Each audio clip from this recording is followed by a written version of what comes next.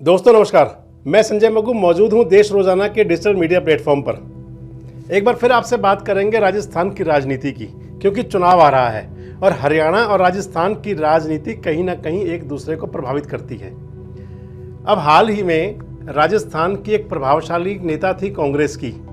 भाजपा में चली गई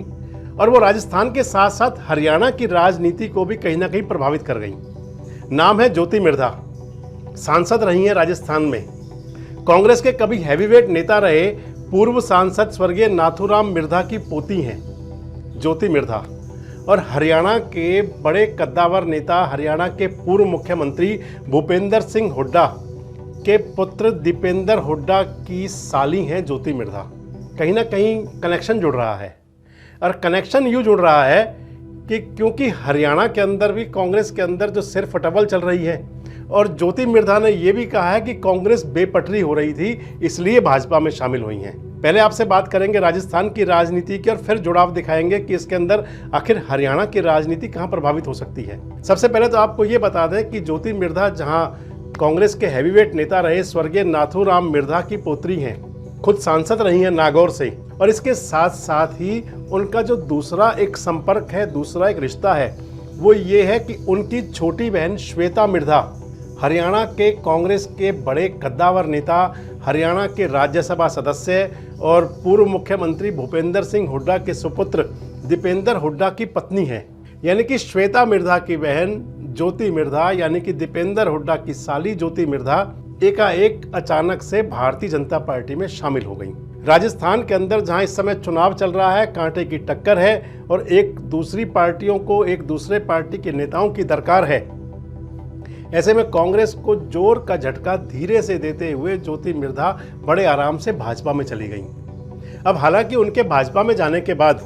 भारतीय जनता पार्टी को तो नागौर में एक अच्छा प्रत्याशी भी मिल गया, क्योंकि नागौर से जो पहले सांसद थे हनुमान बेनीवाल थे, और हनुमान बेनीवाल अपनी पार्टी का एनडीए के साथ गठबंधन करके चुनाव लड़े थे और उन्होंने पिछले चुनाव में ज्योति मिर्धा को ही हराया था।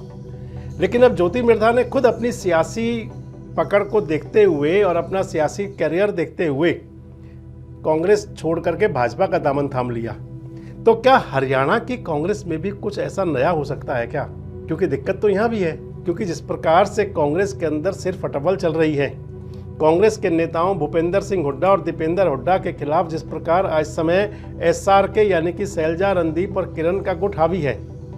और जिस प्रकार से कई बार बैकफुट पर आते दिखते हैं भूपेंद्र सिंह हुड्डा। हालांकि इस समय कांग्रेस के जो प्रभारी हैं प्रदेश के दीपक बावरिया, और उसके बाद जो जिलों के संगठन के लिए जो पर्यवेक्षक चुने गए, भले ही ये कहा जाता रहे कि वो सभी भूपेंद्र सिंह हुड्डा समर्थक हैं, कांग्रेस के प्रदेश अध्यक्ष हुड्डा समर्थक हैं, लेकिन इसके बावजूद भी कांग्रेस की तरफ से एक बात बड़ी स्पष्ट हो चुकी है कि वो किसी को नेता बना करके सीएम का फेस बनाकर चुनाव में नहीं उतरेंगे। और भूपेंद्र सिंह हुड्डा पिछले काफ़ी समय से इस इच्छा में हैं, 10 साल हो गए सत्ता से बाहर उनको, कि आखिर किस प्रकार कांग्रेस की गाड़ी पटरी पर चढ़े और किस प्रकार से एक बार फिर से उनका वो पुराना समय वापसी आए जो 2004 में शुरू हुआ था। यानी कि भूपेंद्र सिंह हुड्डा किसी प्रकार से ये चाहते हैं कि कांग्रेस नेतृत्व उनको अपना मुख्यमंत्री का चेहरा घोषित करे, और इस मामले को लेकर के, इस बात को लेकर के हुड्डा साहब कई बार परेशान भी रहते हैं।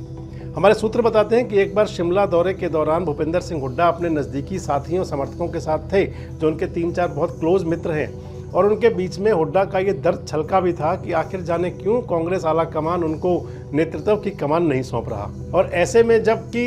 पूरे देश के अंदर राजनीति कुछ इस कदर नज़दीक की होती जा रही है, जैसे इंडिया और एनडीए का गठबंधन आमने सामने है, जिस प्रकार कुछ कहें तो कांग्रेस भी कहीं ना कहीं मजबूत होती भी दिख रही है। ऐसे हालात में जैसे राजस्थान के अंदर जिस प्रकार बहुत नज़दीकी लड़ाई है कांग्रेस और बीजेपी की, और उस ऐन मौके पर कभी कांग्रेस का बिल्कुल कैडर बेस परिवार रहा नाथूराम मिर्धा जी का, और उनकी पोत्री इस समय कांग्रेस छोड़ करके बीजेपी में चली जाती हैं, और वो इसलिए मायने ज़्यादा रखता है क्योंकि वो कहीं ना कहीं हरियाणा की राजनीति को भी प्रभावित करता है। हरियाणा की राजनीति को यूँ प्रभावित करता है क्योंकि वो हरियाणा के हैवीवेट कांग्रेस नेता दीपेंद्र हुड्डा की साली हैं, और कहीं ऐसा भी कभी नहीं सुना गया कि परिवार में कोई मनमुटाव रहे हों। जब परिवार में मनमुटाव नहीं, एक परिवार आपस में मिलजुल कर चलता था, एक परिवार जो जिसके दोनों रिश्ते नाते कांग्रेस के साथ थे, और एक कांग्रेस से नाता तोड़ के अगर बीजेपी में चला जाता है तो कहीं ना कहीं शक और की आहट तो कहीं ना कहीं सुनाई जरूर देती है। और वो भी उस हालात में जबकि हरियाणा के अंदर भी हुड्डा परिवार को कांग्रेस में अभी वो नहीं मिल रहा जिसकी उनको दरकार है। तो क्या ज्योति मिर्धा एक सैंपल है बीजेपी में जाने का, या कांग्रेस आला कमान को संकेत है कि भाई आप हमारा ध्यान रखें? अब वो किस प्रकार की राजनीति है, क्योंकि राजनीति के अंदर एक पुरानी कहावत है, और वो कहावत ये है कि राजनीति यानी जंग और प्रेम में सब कुछ जायज़ है। और उस सिलसिले को देखते हुए अगर ये कहा जाए कि क्या किसी राजनीतिक दबाव बनाने के लिए, राजनीतिक दबाव तैयार करने के लिए, या कहीं ना कहीं कांग्रेस आला कमान को एक संदेश देने के लिए क्या ज्योति मिर्धा बीजेपी में गई हैं? मैंने आपसे पहले कहा कि ज्योति मिर्धा का कांग्रेस छोड़कर बीजेपी में जाना भले ही उनकी राजस्थान की इंटरनल पॉलिटिक्स का एक हिस्सा हो, लेकिन ये जरूर माना जा सकता है और सियासी लोग इस पर आज चर्चा जरूर कर रहे हैं कि क्या ज्योति मिर्धा के जाने के पीछे कोई हुड्डा परिवार की सहमति भी रही होगी। और अगर हुड्डा परिवार की कहीं सहमति रही होगी तो फिर ये राजनीति के अंदर एक दूर का संदेश जरूर है।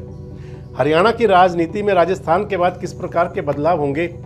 हरियाणा की राजनीति किस प्रकार करवट बदलेगी, और खासकर कांग्रेस की राजनीति में कब कुछ क्या नया हो जाए या नया हो सकता है, जिज्ञासा सबकी रहती है। प्रयास हम भी करेंगे कि जब भी राजनीति के अंदर या स्टेट की राजनीति के अंदर या देश की राजनीति के अंदर